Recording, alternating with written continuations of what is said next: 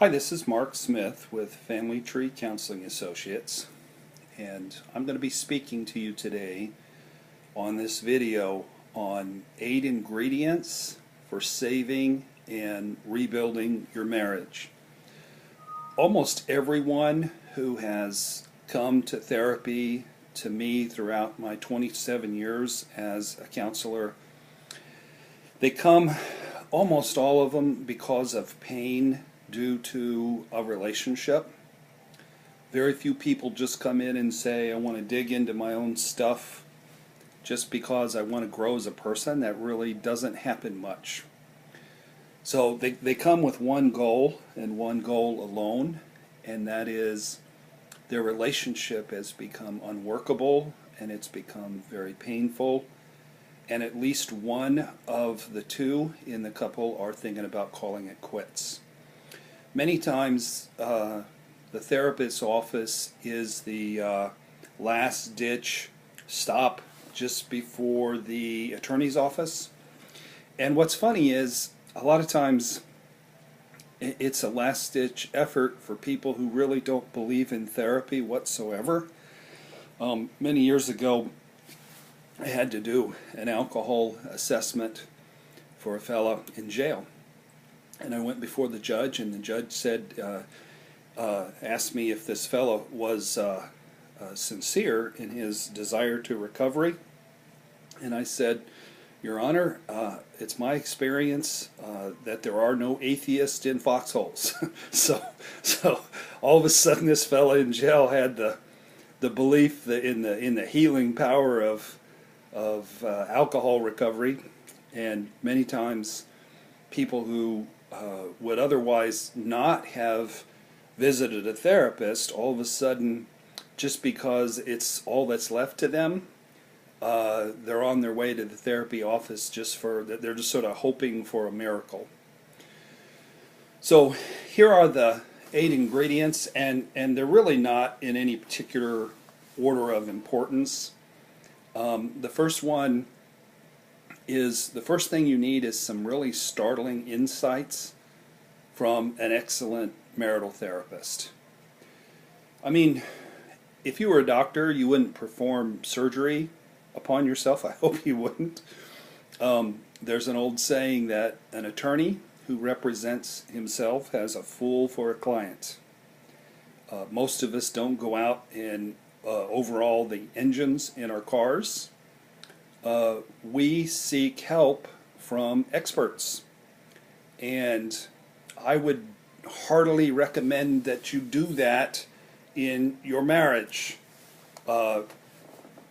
People think that being in love and being married isn't in the same category as those other disciplines, the law, medicine, and being a mechanic. Because everybody gets married, almost everybody falls in love, everybody gets in a relationship, but you will need expert feedback and advice and direction and knowledge that you can gain, and it will be priceless. I can't tell you how many times people have come into my office, and in one single session they have changed how they thought about their relationship for the better, and the whole tone between them went from being adversarial and combative to being compassionate and empathetic. One session. Now, it doesn't always happen that way. Let me tell you one story. I had a couple come in early one morning, and she had already made an appointment to see an attorney, and she was ready to kill her husband. She thought she was married to a really nice, upstanding, moral fellow, and found out he was actually broadcasting sexual things he was doing over the internet.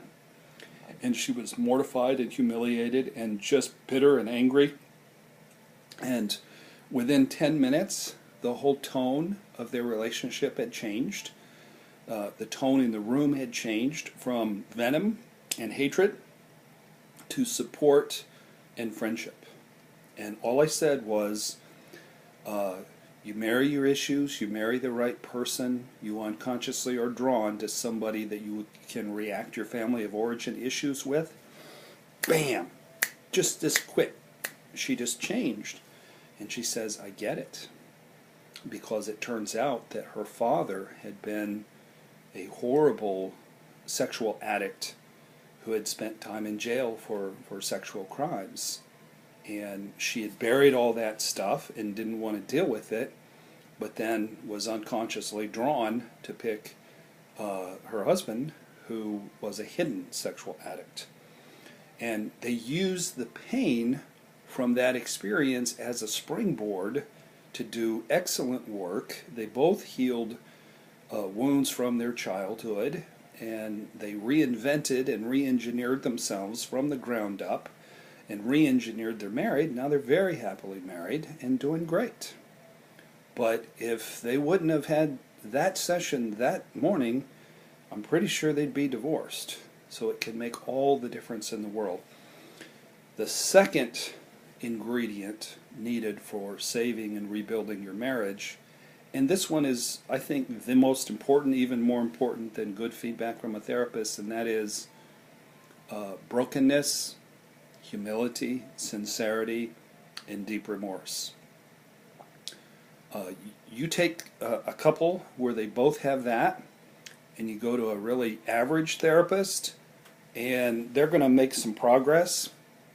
But if you take somebody who's arrogant and stubborn and deceitful and unrepentant, and you put them with the best therapists in the world 3 times a week, they'll make no progress. Recovery in therapy is a matter of the heart. And the deeper you go into humility and brokenness, the better off that you're going to be. Something really magical happens. Let's say in a man's case, if he's sincerely humble, broken, sincere, and remorseful, and he psychologically sort of gets on his knees and empathizes deeply with his wife, that's magic, and it will melt the heart of a very bitter and a very alienated wife. However, if a fellow doesn't have those qualities, but he has a lot of knowledge about therapy, there'll be huge blocks of ice that keep him from gaining access to the wounded little girl at the heart of his wife.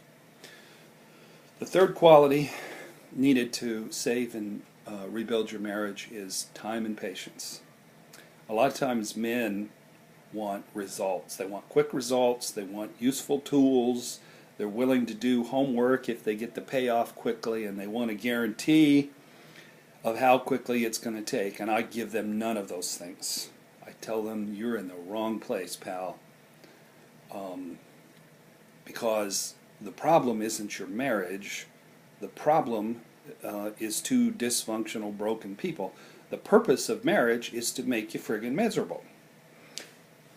I'm being serious. You probably didn't hear that at the wedding ceremony, but we unconsciously are attracted to people who are well equipped to hurt us and not meet our needs, so that we can feel a lot of pain and experience brokenness and end up in therapy where we can fix ourselves.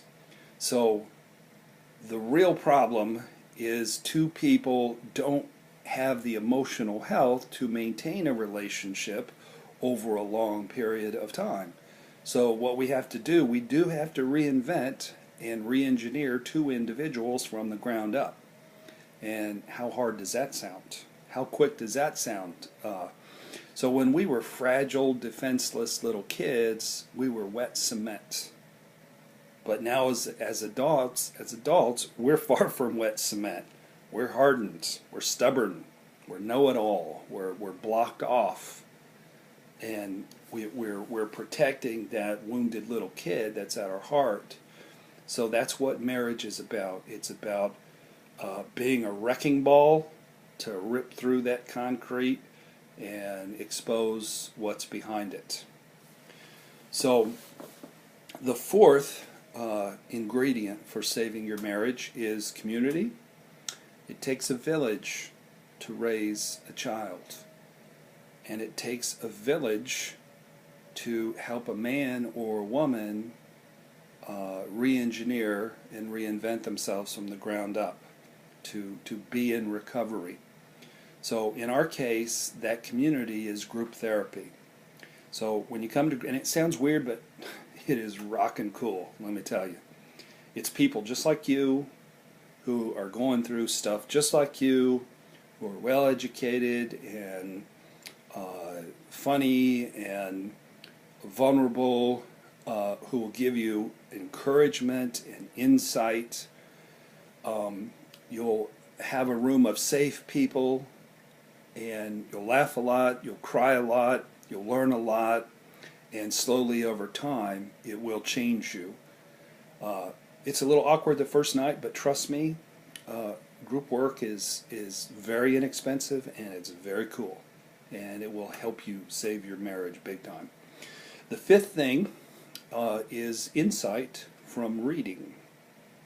Not just reading, watching videos, listening to books on your iPod, anything where you ingest information, whether your issues are about abandonment or shame or addiction or codependency or counterdependency or rage. Doesn't really matter what your issues are. The more you learn about it, again, granted, if you have that humble, remorseful heart, it will make it will accelerate. You want to accelerate things? Get busy learning and having insight and understanding who you are and where you came from.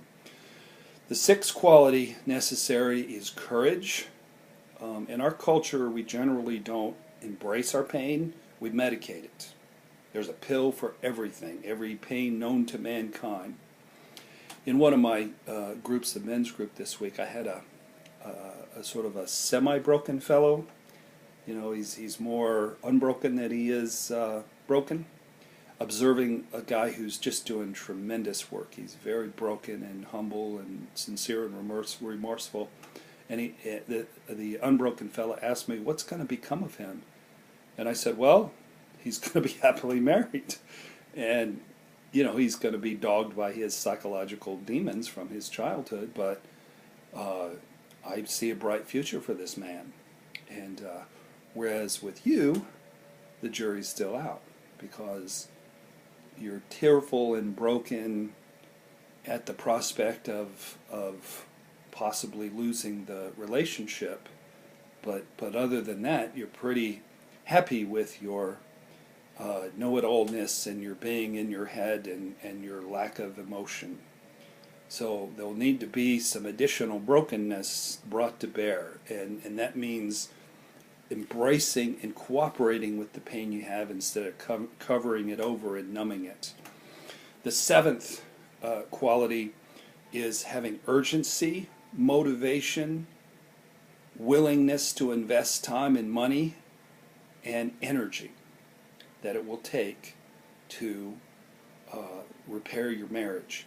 If most of us put resources toward maintaining our cars and maintaining our homes, the way we maintain our marriages, we'd be parked on the side of the road and our houses would be falling down around us. I have a 22-year-old son at IU, and I switched him cars because he's going on spring break, and I'm driving his car, and he's a busy fellow, and he doesn't really, on the way home the windshield wiper fell off because it was just dangling. So you need to maintain things, and one of the dearest and the most important things that I would encourage you to maintain would be your marriage. Because if you don't, it can fall apart, sometimes surprisingly quick and surprisingly dramatically and painfully. So the last thing you'll need to save your marriage is the will to not quit when it gets hard, because it will get hard.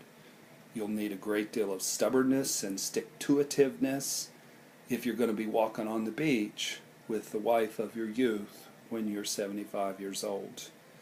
So marriages really are priceless. They're the heart and soul of a family, and that is sacred. But your marriage can be saved if you and your spouse have enough of these 8 ingredients for saving and rebuilding your marriage.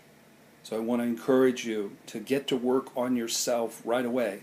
If your spouse isn't ready, it doesn't matter, because if you work on you, you'll find out that your work will spill over on them and can create tremendous growth in them as well. So again, I'm Mark Smith, Family Tree Counseling Associates. My phone number is 317-507-8866. And I wish you the very best in your work at saving and rebuilding your marriage. Thank you.